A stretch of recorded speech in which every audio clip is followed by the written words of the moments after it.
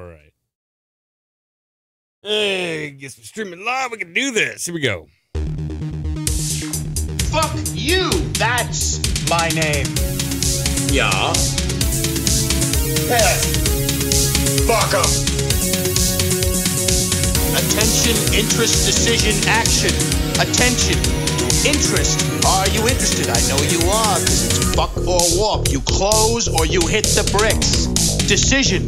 Have you made your decision for Christ? Action. Asshole! God damn it! Dear Lord Jesus, this ain't happening, man. This can't be happening, man. This ain't happening. Hey, welcome back to another Night Talk Live.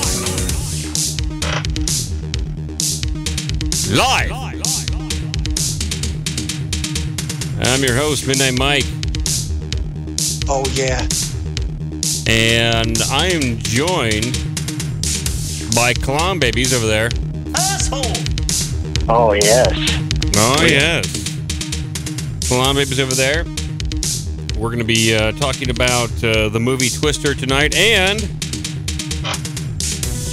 UFO encounters from early America. You know, like the Old West, like Abraham Lincoln was shaking hands with aliens, hanging out, goofing off with them, playing Parcheesi, all that stuff. We'll be talking about that. We'll be also taking some phone calls from people out there. Yeah. Good. And yeah, it's all happening, Clownbaby, isn't it? Oh, yeah. It's all happening. It's all happening. All right. I just want to throw up. Oh, certainly. Now, Clownbaby, you texted me yesterday stating that you watched the critically acclaimed movie Twister starring Bill Paxton. Yes, I hadn't seen it in a long time.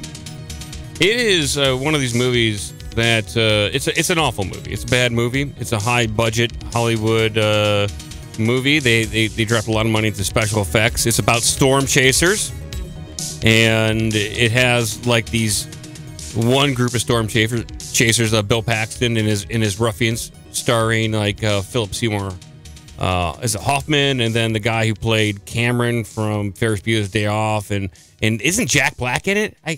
No, it's Philip Seymour Hoffman. He plays the role as Black Jack. He pretty much, until Bill Paxton died, Jack Black could have replaced his character Dusty. I mean, for the longest time, I thought it was Jack Black, but me too.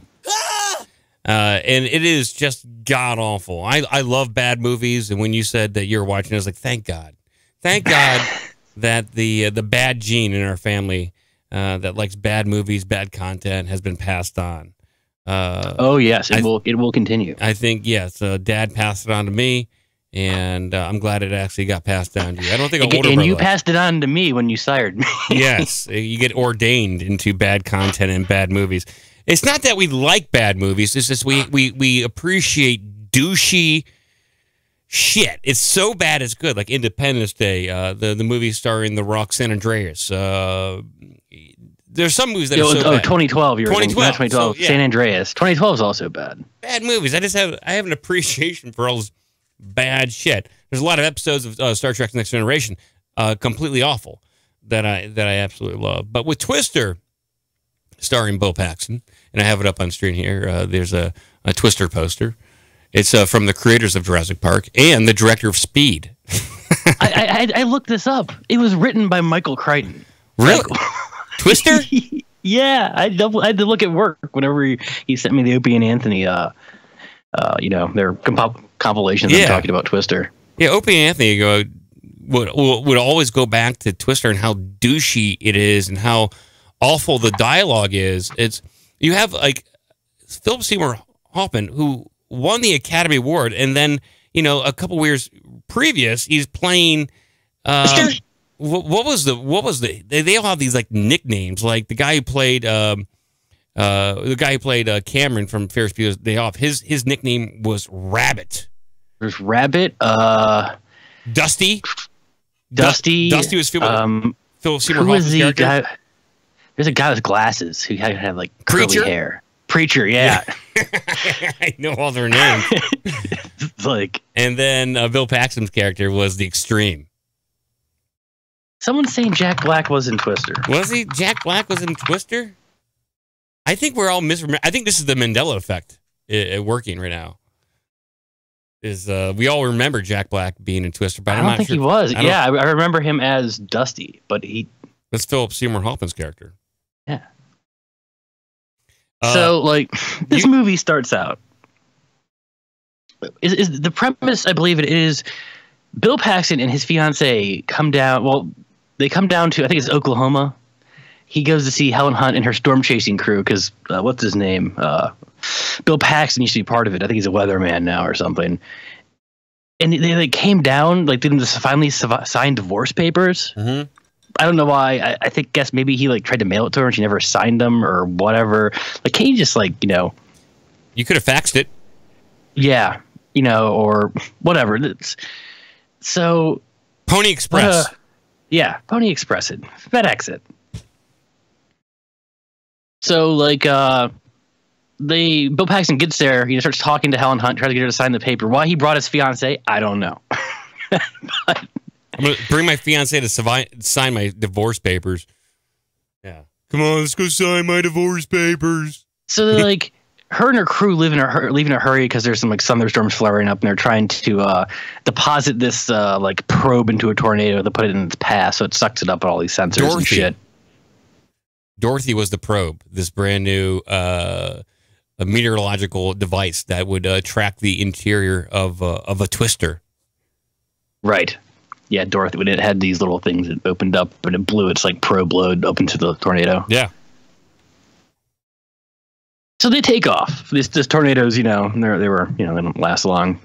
Trying to intercept one and all this shit. And then so Bill Paxton takes off with his fiance in his truck, going after him. And then I believe they miss one, and they get like stop at a diner or something. We're gonna stop at a diner. We're gonna eat some food. That's Bill Paxton. That's my Bill Paxton impression. That's all I got. And he's in the diner and he's talking to the waitress, and he looks at Helen Hunt and says, "Hey, why don't you put her in charge? Why don't you put her in charge?" But so that I think this is when you see the bad guy in the movie, who apparently the clip's ridiculous. Apparently, there's this guy named Jonas. They all were part of the same lab or like college class or whatever. Of some university, and the Jonas wind up getting corporate funding. Yeah, he went out and he got some like corporate sponsors because, as Bill Paxton movie said, he's in it for the money, not the science. But if you look at Helen Hunt's crew, they're all like poor and just like they have shitty equipment, and you know, it looks like Jonas did the right thing. they're hobos essentially. They're drifters, vagabonds. I'm pretty sure Philip Seymour Hoffman lives in that like I don't know that rape truck he has. Yeah, he's probably going like a camper town to town, looking at Twister, shooting up meth, and doing God knows what to hookers along the way. Smoking meth, watching the radar all night. Yeah, these are all junked up storm chasers, and quite frankly, I don't trust their science. It doesn't make sense. But go For on. all we know, they're not even like trying to like deploy a probe, but they just could be trying to, you know, get all methed out and.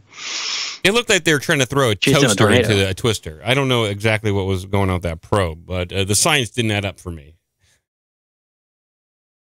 So you see, like, then when Jonas, this dude's showing like stuff off to the press because they have a probe apparently, just like you know the one Helen Hunt's crew has, and whatever. Apparently, he stole the idea. Bill Paxton like gets to like a weatherman fight. Like he goes up and he like knocks his hat off and shoves him and like tries to get in a fight with him. These people are all nerds. Remember, they're all meteorologists. Yeah, exactly. It's like I'm the weatherman. It's such a ridiculous plot for a movie.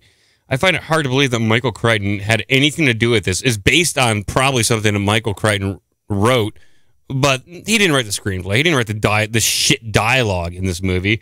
Now, here, I'll play a little bit of this dialogue right here, and this is from a Twister clip on YouTube, where it's talking about, this is the guy Rabbit, the guy who played Cameron from Ferris Bueller's Day Off. He said this. God damn it! But this is the Twister clip right here. Oh, this is Helen Hunt. I'm sorry. That's Helen Hunt and Bill Paxton fighting the Twister right there. It's just I thought I had it up on screen. I don't have it up on screen. My clip moved, but just the worst goddamn dialogue in the history of movies. Do you have a clip over there, Jeff? Yeah, I got Philip Seymour Hoffman talking about why Bill Paxton's nickname in this movie is the Extreme. That is so just like shitty 90s over the top. But here's Philip Seymour Hoffman describing why he's called the Extreme. Yeah. I was just wondering why do you call Billy the Extreme? Because Billy is the extreme. Bill's the most out of control son of a bitch in the game. No, I think I came in second. I've seen the extreme in high gear. You guys got to get some new stories. Yeah. I'm going to go clean up. So, we get this one near Dalton, right? Oh, God. We're way too close, and Joe's got the vid on it. She's filming it, right? And all of a sudden, out of nowhere, this shitty-looking Green Valiant comes pulling up right in the way. She starts yelling, and this loser stumbles out of the car. He's got like a bottle of Jack Daniels in his hand. He's naked. He is butt naked. Naked. Not naked. I was not naked. He's without apparel. Half naked. Naked. So Joe's yelling at him to get out of the way, right? So he strolls up to the Twister and he says, "Have a drink," and he chucks the bottle into the Twister and it never hits the ground. Twister caught it. Oh, and right. sucked it right up. Honey, this is a tissue of. It's bullshit. Just an awful fucking movie. My God. Oh, I wonder if... Thanks for stopping. I think do I have the rabbit scene? This is so awful. There's so many awful scenes in here when they're like on the road and they're like communicating with each other. This is just awful. Let's go right through Wapita. We'll take Myers Road past the fire station, and we'll take... Yeah, go past the fire station. The 44 East. Rabbit, you know any shortcuts? Let us know. We need every second. Yeah, Rabbit. Do you know any shortcuts? Rabbit. It's just god awful. And then they play like Van Halen. Excuse me. It's just this is the situation. they're so like hyped up over Chase the Storms. This is the worst movie ever. Hold on. This is the Rabbit is good, Rabbit is wide. Hey, Rabbit, what do you got? Yeah, okay, Bill, turn left here toward that farm. You sure about that? Yeah. Trust me, Rabbit is good, Rabbit is wise. It's just so sucky. Oh God, it's so douchey. So I just had a few other more like ridiculous things in this. So when they leave that diner, because apparently a storm just touched down or something, they saw it on radar. Bill Paxton goes into the same truck as his ex-wife to go like off with her to go intercept this tornado to dump this probe out, telling his fiance to go drive their truck, like, you know. So she's driving in this column with these other storm chasers, you know, being cuckolded, you know, 4 cars back, chasing after, you know, her husband, who's apparently the rekindling his love with his ex-wife in front of her. I don't know how she put up with this shit. Yeah, I don't know why his future wife is putting up with all his malarkey. And by the way, Bill Paxton, how selfish is he to drive his future wife into the path of tornadoes repeatedly over and over again, and where she's probably scared to death, and then dealing with his ex-wife. It's just and all so he needed plausible. to get was like a signature on divorce papers. Yeah, and then he's driving into tornadoes. Yeah. Come on, honey, let's go drive into tornadoes. Yeah. This is what I do. Oh, dear Lord Jesus, this ain't happening, man. This can't be happening, man. This isn't happening. Yeah. Divorce ain't happening. See, Dorothy stated a badass art. Fucking Jonas stole our fucking Dorothy experiment. We've been screwed over. We've been screwed over. God. How does it end? Doesn't the movie end with Bill Paxton and Helen Hunt tying themselves to like a yeah, okay, pipe? so there's there's this, there's an F5 tornado, the biggest kind, sets down, and they get their probe into the path of it. It gets sucked up, but they have to take cover from it, so they run into this pumping station. It's just this wooden shack, and they tie themselves to this giant just metal bar that's anchored into the ground for the pump. Yeah, with a leather, essentially what amounts to being a leather belt. Yeah, it saved their life. The tornado hits them, and they're both holding on to this, and they're getting sucked up vertically. And it's oh, sorry, my bad. I pressed the wrong button. They weren't hit by any debris or anything like that. They were completely unscathed. And the F5 tornado goes away, and they get all their data they need from their probe. And Jonas gets killed by the tornado. And we're supposed to like that. The guy that got all the money died. I didn't remember him dying. Wow. Yeah, he got sucked up in the FBI. I think they went too close or something. I wonder what Bill Paxton said when he died. Oh, dear Lord Jesus, this ain't happening, man. This can't be happening, man. This isn't happening. No, that's what he said. Okay. Bad movie Twister. I love it. We should have another bad movie. We'll review San Andreas next episode, starring The Rock. I guess I'll have to watch it again. Yeah, I will. Do you own it at least? You don't have to pay any more money for it? And I'll have to rent it too. I'll ask Nicole to watch it with me. She'll say no. She doesn't have the appreciation for bad movies like I do.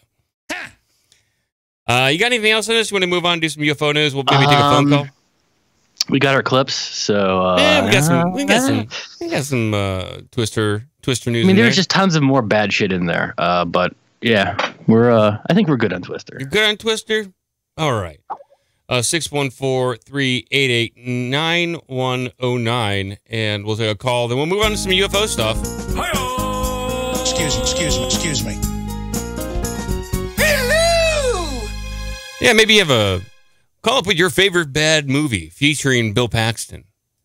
Although he's been in a lot of good movies. He was in True Lies. I thought he was great in that. He played that slime ball who faked like he was a spy. In True Lies? Okay. And Bill Paxton, obviously in Aliens. Aliens wasn't a bad movie. No. He's done a lot of good stuff. He played in an HBO series about Mormons. I think Big Love. He's done some good stuff. It's just that this Twister thing, this whole Twister thing, can be a bit much for everyone. There's no more. There can't be. Well, I pitched that movie sequel a while ago. The sequel to Twisters is called Twister. Is called Twisters. Twisters with an S. Yeah, exactly. But Philip Seymour Hoffman was dead then, so he said Jack Black could take over. He's going to be Jack Black. I think was supposed to be in prison because he was he's a clown called the Titty Twister. And he was diddling kids, and it sounds like a bit of a plot twist for the movie Twister. Takes a bit of a darker turn.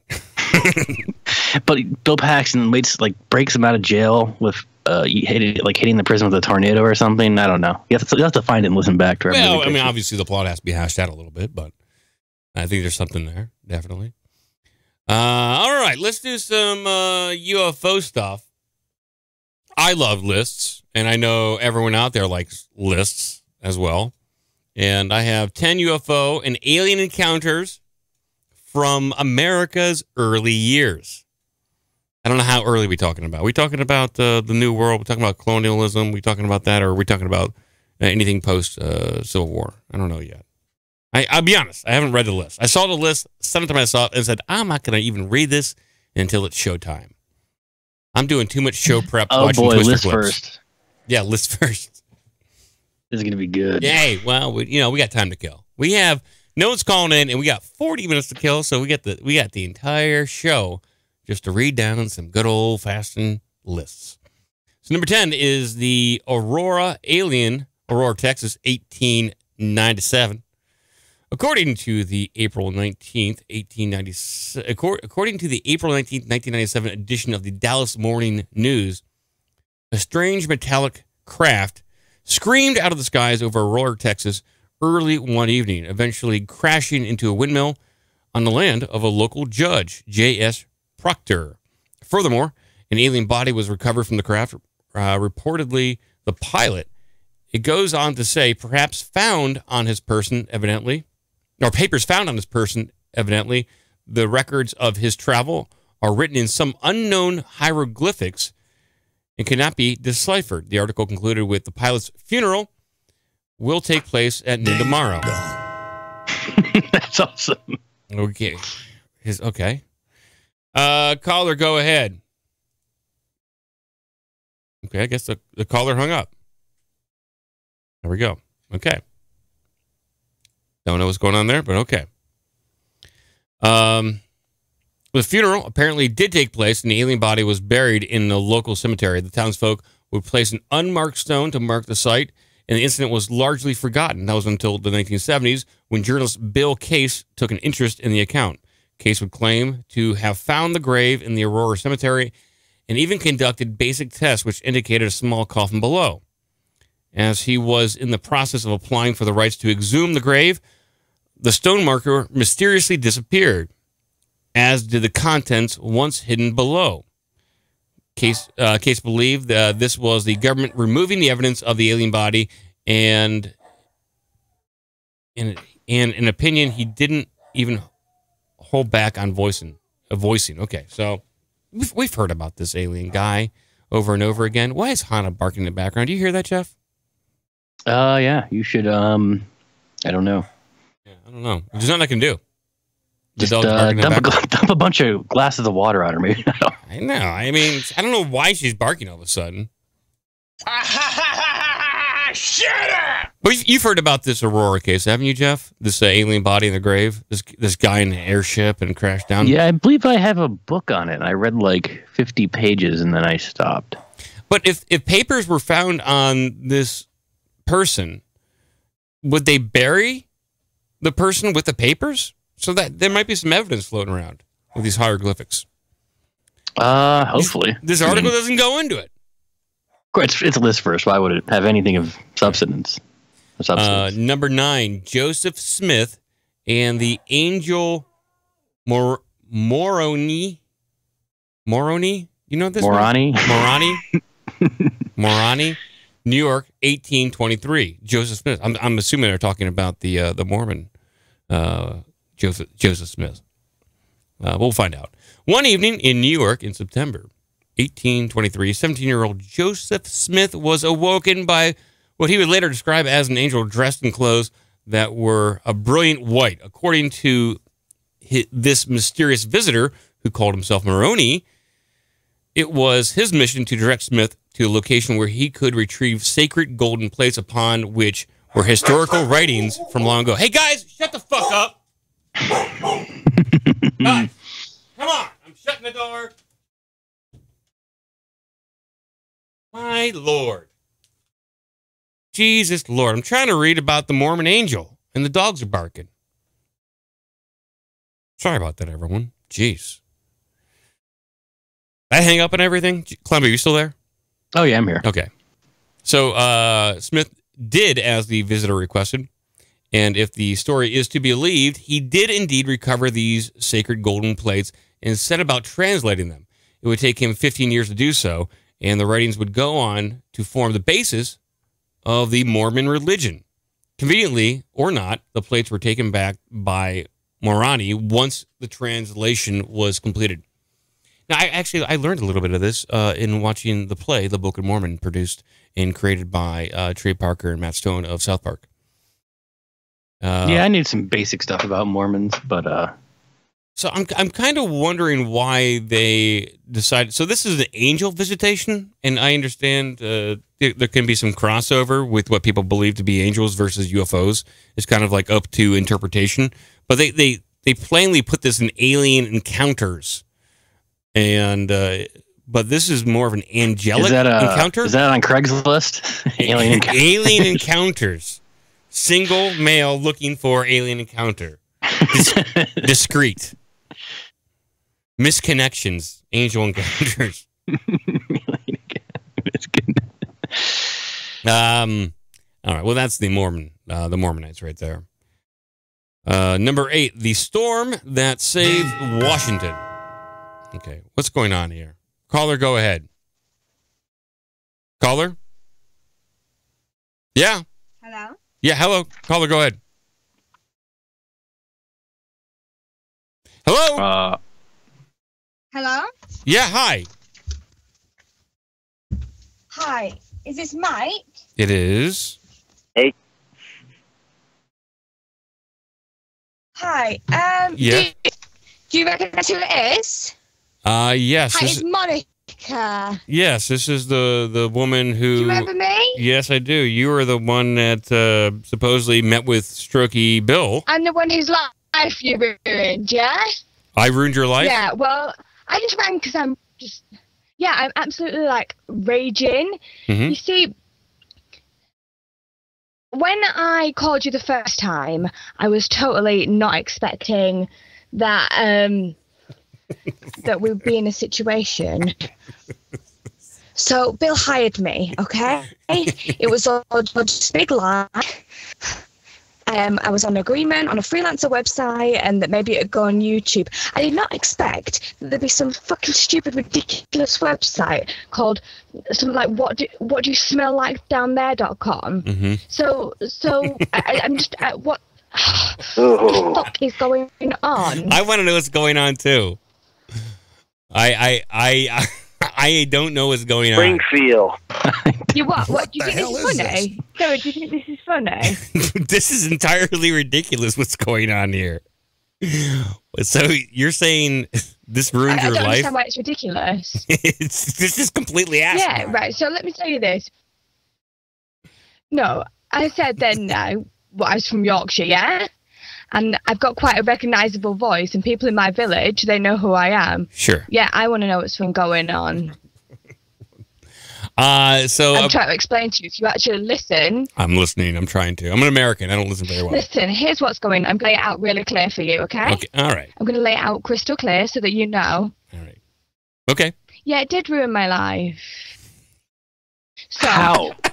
How did it ruin your life? I went to Tesco the other day and buy my groceries, and there's a girl who I used to go to school with, right? And she says to me, "Hey, I heard you on some podcast." I said, "What?" And she's like going on about this podcast saying I smell like chicken down there or something, right? And I'm like, "What?" Because I'm thinking, what's she on about? And then I'm thinking, it must be to do with that podcasting. And I thought, what? Because I don't listen, like, who even listens to that shit anyway? And I'm just raging. Anyway, I then log on, and she links me to this website, that website, what do you smell like down there.com, and I can't actually fucking believe it.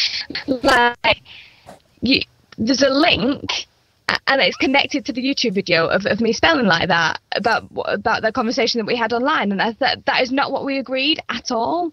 So I can't believe it. Anyway, I've spoken to my dad. Yes.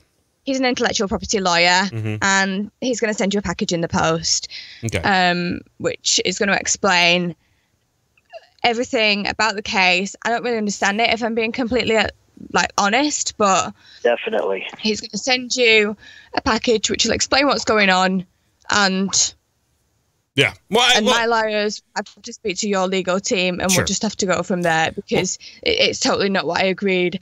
I'm upset, I'm hurt, and I just do you really think like a young lass from Yorkshire who's working on a freelancer website wants all this shit online and wants someone to call her out in the local shop? I can't imagine that. It's a joke.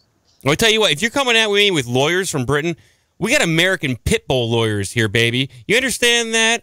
We got some of the best legal advice here on Our Big Dumb Mouth, and we're going to countersue you for defamation of character and false accusation. Right, you're telling me a small blog that had 24 watches a couple of minutes ago has a big pit bull lawyer? Are you absolutely joking me? Well, listen. Really? Well, look, management's not happy with the course of the show. Yeah, viewership is down. I know. Look, management is not happy with the show. I get that. But here's a little piece of advice for you. Is like, don't go on that. Don't go on that site and do Fiverr and call up podcasts, and especially contacted by somebody called Strokey Bill. That guy's no good. I'm gonna tell you what. That guy is trouble. Well, it's Bill. I'm equally as angry as Bill. Yeah, you should sue him too. It's just both of you. Sue everyone. You both just screwed me over, and I've changed your IP address. I know where you're at. Yep. Did you call the cyber police? Yeah. No, I just YouTube hacking. It's not fucking that hard, is it? Well, yeah. You can just backtrace an IP address. It takes like 2 minutes. Don't backtrace me, okay? Well, babe, it's done. It's done. My lawyers are going to send you the stuff. My dad's got it. He's absolutely raging. I would be too. He really wants someone saying his little girl smells like chicken down there. Anyway, I'm She's done not, with you. Your dad's not angry at Just for you? the record, I smell like roses down there, Nice. and I hope you burn in hell. Okay. Ta-ra. All right. Well, thank you for your call.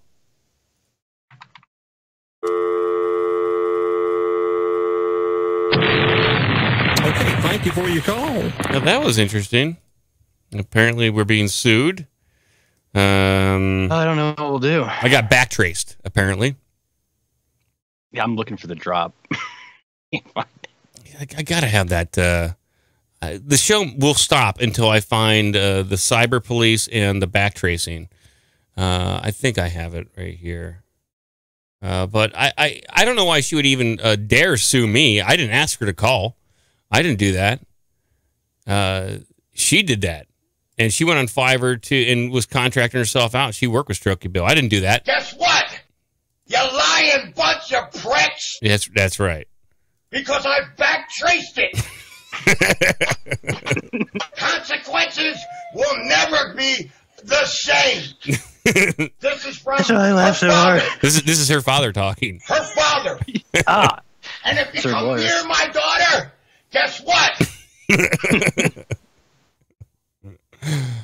And you'll be reported to the cyber police and the state police. Yes. Okay. Because you done goofed.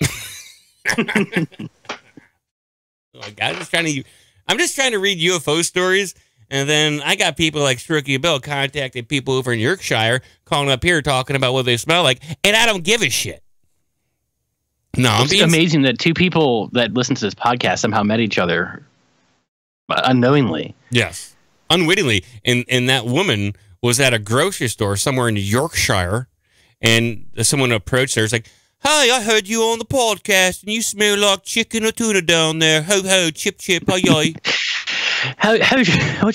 How's your cunt smell, mate? Someone passed me a website called whatdoyousmelllike.com, and I heard you on a podcast. Smell like Is that true? Someone called the cyber police. Isn't that funny, huh? This is ridiculous. It's more ridiculous than the Mormon church thing. Charles Dickens character. Like, I actually, in comparison, I'm going to start following Mormonism. That's more believable at this point. I'm on board. Yeah, is that what happened to Joseph Smith? Did an alien come into his room, started accusing him of like having a stinky snatch, and some alien at the alien grocery store? I guess so. Asked him about it, and he ended up having to dig up gold plates to pay off the alien his intellectual property loss. I guess so. I guess. Ding dong. Oh, hey, Steve, you're on the air. Go ahead. Oh, I was going to pretend to be Monica's father. Oh, thank you. But, yeah. You'll You got a be 14. That was arrested. awesome. It's just ridiculous what's going on here, Steve. No, it's fun. That's what podcasting's all about. And I feel like if you smell like chicken down there, that's really not that bad. No. Either one's fine. You should just be thankful that you even have a chance to investigate. Everybody Right, wants a woman that smells like a chicken McNugget. Yeah. Well, I was going to say, like, the black community would be all over her. I guess. What is on your mind tonight, Steven? Well, you were talking about Twister, and I forgot that Bill Paxton. Have you ever seen the movie The Dark Backward? The Dark Backward, no. Oh, dude, that's one of the best Paxton movies there is. But you have to check it out. It's a fucked up, strange movie. But and the aliens things being angels and whatnot. Yeah, I'm very into that idea. And I don't know if you've talked about this on the show. The Bruno Borges, that guy. I don't know if I have. I don't think so. You know who he is, right? The name sounds familiar, but there's so much information. I probably haven't even touched on it. Oh, well, regardless. Well, I'm surprised you wouldn't know about that, considering how he like just disappeared. He had all this like John D. You know John D. Like John D-esque like writings, like Hermetic, all this crazy like Hermetic Crowley-esque writings, like he wrote in his room, like covered his room in like crazy ass writings, and then just disappeared from his room, like contacting aliens and shit, or like angel-esque aliens. You know what I mean? Well, I'm not good with names and dates. Angels. Names and dates and places I'm not good with. That's just a dude. I mean, he's a guy. I'm surprised no one talks about him more often, honestly, considering how the guy just disappeared and the shit he left. Like, if you look up like the shit, like his room, and the fact that this dude is like no longer just anywhere, it's pretty fucking nuts.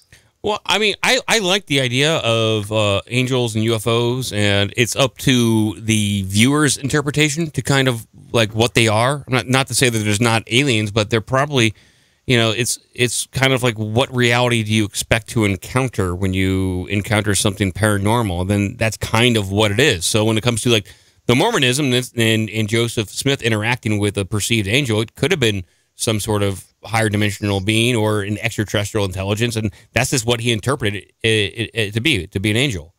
Well, yeah, I mean, I think personally that if that shit does happen, like there's going to be a mask involved. You know what I mean? Like, it's, you know, if you it's like breaking your conscience. Like if you see that, and like for one thing, for your mind to accept that as reality right then and there, that's pretty fucked up. Yeah, you know what I mean? So it's going to be whatever it is, you know, like whatever your mind, like I know a lot of people, you hear a lot of like people talk about owls. Yeah. Like in like UFO conferences, there's whole shits about owls and shit about how like, you know, the synchronicities of owls and UFOs and all this shit. It's just like, maybe it's like a collective consciousness where it's whatever's on someone's mind at the time, and they're like, this is the easiest way for your brain to be like, okay, I accept this as reality. And then what you do after that is you make a religion about it, obviously. You know. Well, you got to try to monetize it, I guess. That's what people want to do in some way. Honestly, okay, I don't think, if I had to guess, like being crazy doesn't seem, it seems like the money comes first. You know what I mean? Like Kanye wasn't crazy until he had the money. Britney Spears wasn't crazy until she had the money. So for someone to go crazy, I think for someone to do something like, to have something like that affect them and then come out in public and say something, I don't think there's a lot of money. I mean, look at UFO conventions and people like that. Like, they don't make any money. Well, they don't make a lot. And I don't even know if I'm willing to call Kanye or Britney Spears crazy. They may have just had an episode, or what even? Why is Kanye considered crazy? He's maybe a narcissist, but I don't know if he's crazy. I'm saying crazy in the sense is this is like the public consensus that, oh, he's crazy. It's like the same reason, and whether this is true for Jim Carrey or not, or whether he's just playing a role. But people look at what he's doing now and like, oh, he's crazy. You know, but if what he's doing is true and legit, then he's just looked past the facade, I guess. I've listened to Jim Carrey recently. I don't think anything he talks about is crazy. He's talking about meditation. I personally don't either. But I mean, I'm into that stuff. That's my jam. You know, that kind of shit. Like Terrence, but he's also making a movie about Terrence McKenna, and you know, I don't want to say that he's doing this as a publicity thing for said movie, but or if he just did a bunch of acid recently, and you know, you do acid later on in your life, not as like a party drug, but as like an entheogen to find out more about yourself. You know, you kind of start coming to conclusions that, like, you know, a lot of this shit is a facade. Well, it is. Know? And it's just breaking down those barriers, really. And I think that's what a lot of this alien stuff is, you know, like, so UFOs, unidentified flying objects or whatever, that's fine. But I mean, you know, you look at old school stuff, like the religious aspect to it, like people, you know, Muhammad sees Gabriel, and Gabriel speaks to him, and then he's like, okay, well, this is what Islam is now, you know what I mean? And it's taken from the Abrahamic traditions, in which later on becomes like, you know, what it is now, whatever variation it is now today. But it's all like, I mean, if you look at it, you know, if you went up to a Christian and was like, you know, basically what you believe comes kind of down to aliens and shit, and probably a lot of drug use, are you still cool with that? You know, would they be? I don't know if they would be. I doubt the Christian in the Christian sense of the word, like the Tao would. Of course not. They'd be like, no, it's but it's like, so how do you, so it's like that belief. It's that weird belief where it's like, you can believe this stuff, but what's the problem with this being, what's the problem with like the burning bush being an actual burning bush that was talking, to the point where it's like, the bush was probably some type of hallucinogen and it's talking, but that doesn't take away from the fact that you're altering a different state of consciousness, and perhaps it is like a higher, something more coming to you, And I think a lot of these people, like I listen to a lot of podcasts that there's a lot of people that talk a lot of crazy shit about aliens, and and the only thing I can think of is like, why are you doing this? How does this benefit you?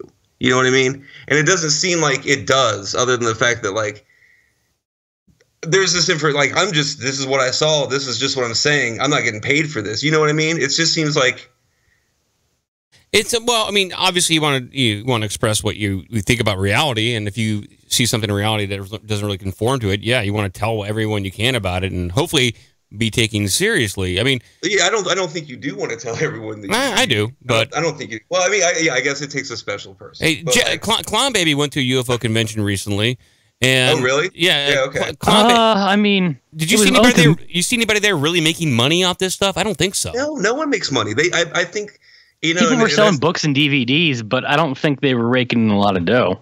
Yeah, and like, who were the big names there too? There's always like two big David names. Paulides was there. David Paulides and Missing 411, probably the biggest name there, right? Oh, and Travis Walton.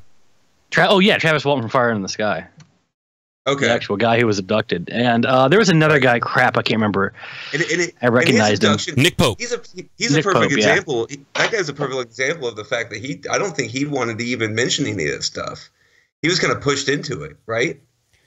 I think he was skeptical about getting the story out there initially. I mean, this happened back in the 70s, early 80s, yeah. And there wasn't really a communication network to find like minds. I mean, he had to ostracize himself from the rest of his community to express what happened to him in the woods. If I understand this correctly, like he's not better off as an individual by him putting the story out.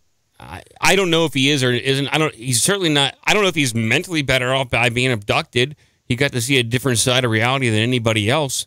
I don't think that's. Yeah, I mean, I wouldn't say that it's like you're not mentally better off. Like, I would love to get it. Honestly, I would love to get abducted. Like, any of this shit would be great. You know what I mean? Because at least confirmation would be great. It's so when you got the itch that you can scratch. You know what I mean? But when you're in your head and you're like, God, it's there's got to be something. But how do I get to it? I've contemplated this with myself. If I were given an opportunity to, let's say, get a stereotypical interaction with like gray aliens, would I really take someone up on that? And I don't know. I don't know if I'm mentally prepared to do that, or what the interaction. I mean, who would be? Well, you just said you would be abducted. You said you'd take that ride. But you wouldn't be mentally prepared. I don't know, man. I mean, that's real. I mean, that's like because I'm just saying, like, as being like, okay, I could formulate this into my own reality as a thing that could happen. But if it did happen, fuck, dude. Well, I would roll with it. I would lose my mind. I would say I would roll with it. I wouldn't, but you would have to. And that's the thing. It's like it seems like a lot of people. Well, when you hear about abduction stories, it's not people. It doesn't seem like it's a lot of people like losing their shit. You know what I mean? It's like it seems very calm. Well, I think they do that. It's not like they picked up somebody like I pulled up my knife and they shanked him. And I took down 3 aliens before they tied me up and hog-tied me. I think it's not the movie They Live. No, there's some encounters with like guys who use a katana blade, like and claim to have killed. Well, there's a guy who owns an alien ranch in Arizona claims to have shot multiple aliens and taken down multiple aliens with his katana blade, saving his wife. Well, he's the kind of guy that I'm probably not gonna. I hate to say I wouldn't believe him, but I mean, if you have an alien ranch and you have katanas, yeah. To fight aliens. That's a particular kind of guy. And you also have like a kill count at this point, where you're like, well, this, you know, you could point at a katana and say how many like greys or reptilians it's killed. I'm a bit skeptical. I'm a bit skeptical. You're like, because then you like, well, you know, you'd have trophies. Yes. Like, why wouldn't you be like a Predator-esque? He'd be Schwarzenegger, is what he would be. And you would be like a Predator. Like, Predators went around the galaxy, hunting people, hunting whatever for game, and taking trophies. Take a fucking trophy. Let's see lop a head off. Lop a gray off. I'm assuming when you encounter one of these entities that you're you're so awestruck that that's what I'm saying. Violence is probably not going to be you're going to experience probably fear and panic, but I'm assuming the act towards violence is not going to be at the forefront of your mind if you can even move a muscle. Right. But from all the alien encounters and alien abduction stories that I've read, it seems pretty hypnotic. Like these people are like in some kind of hypnotic trance. They're given suggestions on what to do and where to go. And yeah, there's experiments performed on them, but then at some point in time, they're taken aside and explained what exactly is going on. Yeah. And so I don't know if there's an opportunity for you to be enraged to choke an alien. I don't think that you would even have you wouldn't have the opportunity. Like if I had a guess, you just like substandard, like if I'm putting angels and aliens and demons together in the same category, I kind of doubt that they are. I doubt it's a physical thing, you know. I doubt it's it's not like whatever Zingzor from planet whatever came down. Like, why would you even come down here? Like, if you could just like astrally travel or a different plane, or you know what I mean? Like we 3 dimensions, 4 kind of dimensions. Yeah, it's got to be more than that, right? Like, come into your consciousness through your dreams. And that's probably why everything's more like people remember things as almost like a dream.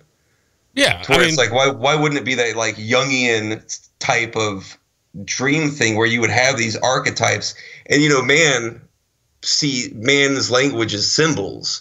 So you would see the only way to interact. So like if this is like a John Dee-esque type scrying with angels or aliens, like the only way that you're going to be able to understand anything from them, I mean, you wouldn't speak the same language, obviously. I mean, John Dee came up with the Enochian language from his shit, but I mean, it would be all in symbols, right? Like you would have to. That's where the masks come in. That's where like the collective consciousness of greys and reptilians. It's like if this is a thing going on, they would have to communicate in symbols. Yeah, I mean, maybe it's like that movie Arrival, where it was communicated. Oh man, I didn't see that. I heard nothing but good things. Is that a good movie? It's worth watching. I'd say so. I'll have to check it out. Okay, probably better than Twister, huh? It's a little better than Twister. It would be better if it had Bill Paxton. I don't know. Oh shit!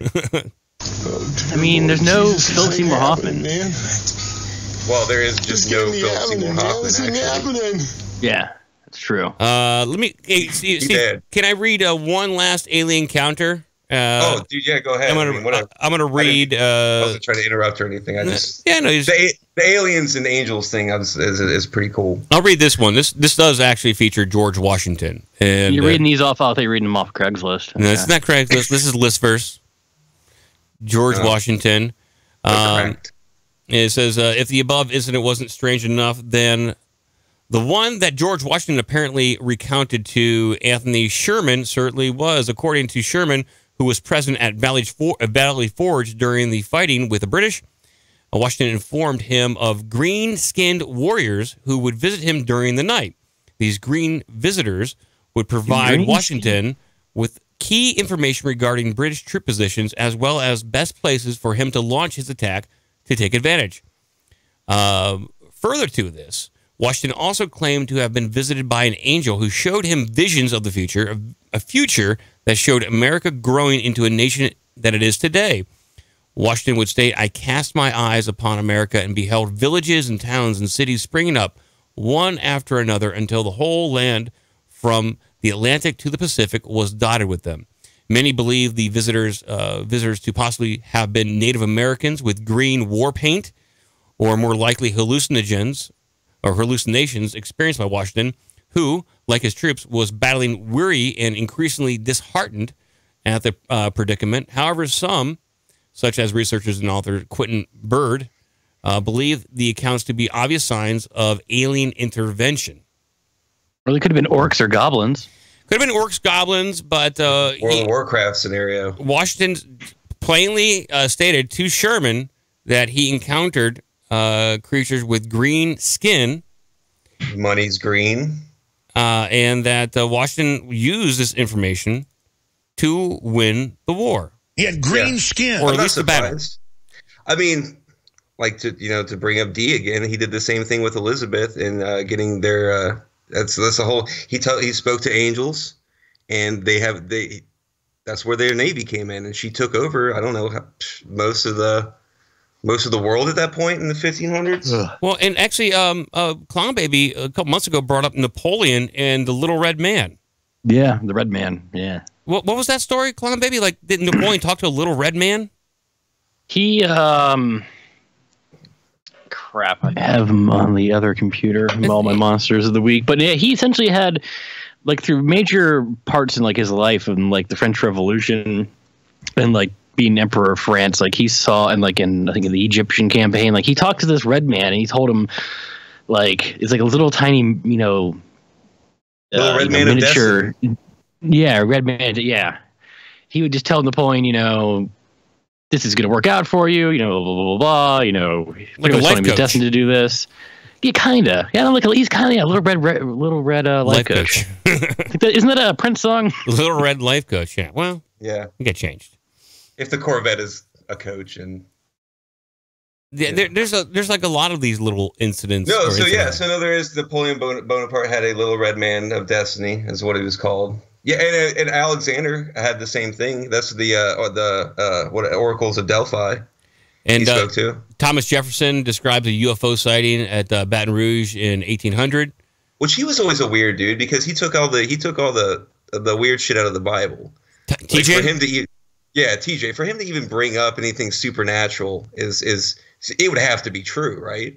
Well, he said Jefferson writes immediately after it disappeared in the Northeast, a violent rushing noise was heard, as if the phenomenon was bearing down the forest before it.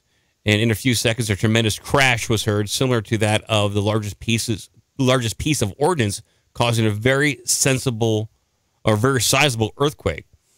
Sensible earthquake. It actually says it's a sensible. Actually, it's a reasonable. It actually says sensible here. But I have a feeling that the author meant sizable, but it actually says very sensible earthquake. I think it's very reasonable. It's like a 1.0 on the Richter scale. It wasn't bad. Not too. Well, if it's Jefferson's recollection, it probably was sensible. It was very sensible. And reasonable. Yeah, so time. Jefferson had that experience. Then you have the Star people visiting the Native Americans. I mean, all throughout history, there's been, you can say even in Samaria, and then Egyptians have had. Oh, Samaria for sure, dude. I mean, think about, all the crazy shit comes out of Samaria. I mean, that's where a lot of like the Hermetic stuff came from anyway. A lot of good hip hop too. Sumerian hip hop, dude. Number one on the FM hip hop dial, dude. That's where trap music came from. You wouldn't have a Uzi Vert or a Sumerian trap. MC Anunnaki, motherfucker. You want to go into hip hop? Yeah, dude. They all representing Hermeticism, my friend. Little Hammurabi. So you got to wonder, I guess, at this point, is there like a force that's moving history the way it wants? It wants. I mean, clearly it'd be an alien / angelic force moving history the way it wants. So in a talk that I heard with Jason Quitt, he's I don't know exactly how to describe him other than he is into meditation, believes in parallel realities and alternate dimensions. He believes that the beings in the higher dimensions, like let's say the 4th and 5th and 6th, that can actually see time in all at once, that they will they will send down souls at certain points in time in a particular timeline to see how that soul influences the timeline. If it doesn't work out, they'll send it back a little further or adjust course to influence that particular timeline until they build one that they want. And so since they see why wouldn't they if you're omniscient and omnipresent, then why wouldn't you just know what's going on anyway? You would know if it would work or not, right? As soon as they implanted that soul, they would see how that would work out in that particular timeline in that universe. If there's but you would already know that if you're already like in time like that. That's like Dr. Manhattan. Yeah, right? this is where our brain kind of fails, at least mine. Right? Yeah. No, it does. Because I mean, if you think about it, if God's omniscient and all that shit, like if you're experiencing everything at once. Then if you already implanted the soul, you would already know how it works out and influence that timeline. So did you already do it? Or, it's hard to wrap your head around that shit. It really is. And that's why you have characters like that. Well, I mean, that's why, Alan Moore is a wizard and he made Dr. Manhattan for probably that very reason, to try to understand. So here's a guy that just can see time, manipulate time and all that, and just does not care. Just doesn't give a shit. Fuck humanity. Yeah, he was bigger than that. It's bigger than that. Plus, it's like, why bother? But if he's like, why bother though? So then, what's with all these? What's with all the alien encounters then? So if it is something like that that's pushing humanity towards something, then what is that something? And if it's always through like conquests, so why have all these people? Why push all these individuals? Like Elizabeth, Alexander, and all these people. Why push them to do these things? Apparently, we might have competing factions. Some of these entities might be a little bit more malevolent. The others might be a little bit more nefarious, like the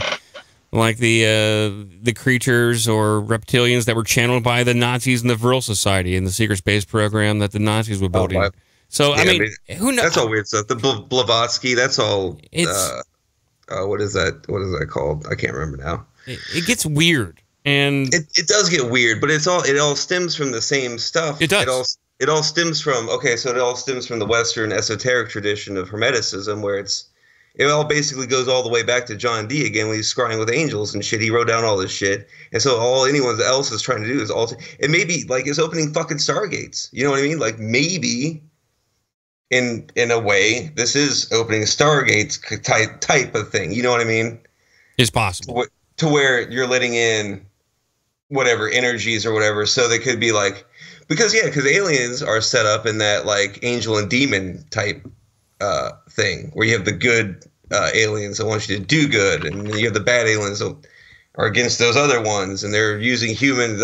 We're just pawns, right, in the fucking alien battle. Like, why even use us? I don't get that, but yeah, it's all heavy stuff. It's hard to see what the motivation is for some of the stuff, but hopefully it's for. Should certainly make a religion out of it. I mean, it's all very new age, really. Yeah, absolutely. Hey, Steve, I got to let you go, so I'm going to wrap up the show.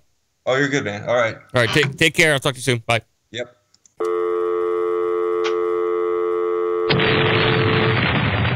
Okay, thank you for your call. There goes Steve. I think I have one story we can cover real quick. Okay, let's do it real quick. And I just wanted to play this too. I'm gonna shit in your mouth so much you'll be shitting my shit. It's not that good, but shitting my shit. Okay, well, they did what they could with the clips. What do you got? Here's WPX. I'm trying to see if I can't find. I'll just read it if there's no. Oh yes, good.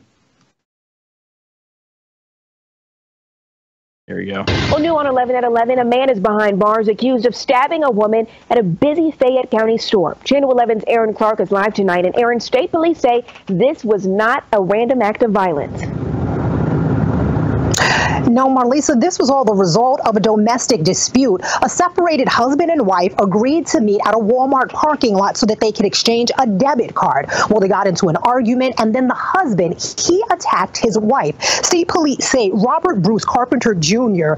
first slashed all 4 tires of his wife Christine's van, then came at her with pruning shears. Christine got cut on her hand and on her forearm. She was taken to Uniontown Hospital to be treated for those non-life-threatening wounds.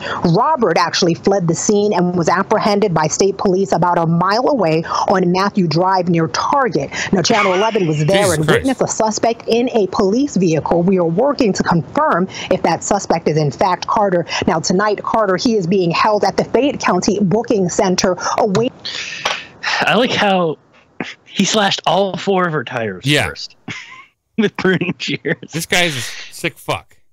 You want to make sure she didn't get away. Yeah. I just like how you just like that you just go for the pruning shears and you go for the tires, and then he flees from one store to another. He flees to Target, from one super center to another. Yeah, exactly. Ah, boy, we're getting out of here. Thanks for everyone hanging out in the live chat. Yeah, sorry I don't interact with the live chat. I'm running multiple soundboards, taking calls, bringing up content, talking. It's hard to talk to the chat. It's at least hard to read it and then focus on everything. So I apologize. I'll try to be better at that, but I'll have to set up my workspace differently so I have a chat screen over here, which I just don't simply have. I don't have it. I think Joe and I will be back on Wednesday. We'll be talking about some... I think we have a missing 411 update, actually. Young woman, not a young woman, a young girl who went missing, and it was featured in one of the missing 411 books. Her body has been found. Stan from Anchorage sent that in to me. And also, I'll be posting up to the Patreon a talk that David Politis did. And he actually gives validity to a theory of what could be happening to these people who go missing in national parks and in cities. He has a theory on it. And he's actually talked to another professor about this theory. And when I heard David Politis speak at length about this, I was like, wow, he's actually going down a scenario of what could be happening to these people. And, he gets thrown a lot of theories. Oh, it's Bigfoot or UFOs. David Politis thinks it's something else. And actually, the guy who had on the show last week, Jack Carey, probably is onto something with the Mach effect and portals. Email that link on over to me. I will. I'll send that over to you, Clownbaby, and I'll make it happen. But I'll post that. That's the secret show, people, and I'll post that show up here probably tomorrow. This audio only show will go up tonight, and if you want to join the Patreon for all these extra little tidbits, do so. And thank you, everyone. I gotta go break some windows and flush the toilet. Thank you, Clownbaby. Please continue to watch bad movies. We'll talk about it next time. Definitely. All right. Sounds good. Bye, everyone.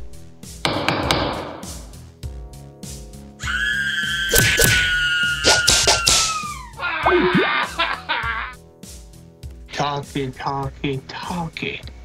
No more